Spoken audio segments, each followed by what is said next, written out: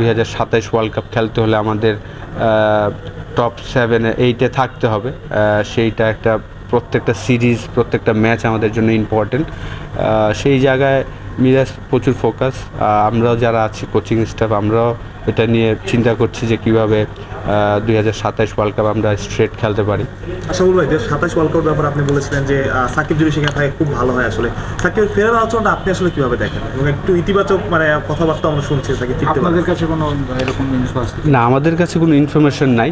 আপনাদের মাধ্যমে যতটুকু শুনতে পারি, আমি ব্যক্তিগতভাবে মনে করি, আমি আগেও বলেছি যে সাকিব যেই বয়স 37 বা 38, ইজিলি যদি সে একটা ফর্মেট চিন্তা করে আরামসে 2027 ওয়ার্ল্ড কাপ পর্যন্ত বাংলাদেশে সার্ভিস দিতে পারবে এবং আমাদের জন্য বেনিফিট হবে আমি মনে করি। আপনি দেখেন যে ওর মতন একটা এক্সপিরিয়েন্স প্লেয়ার যদি থাকে, দুইটা কাজই করতে পারে, ব্যাটিং এবং বোলিং, তো আমাদের জন্য ভালো হবে যদি তাকে আমরা পাই।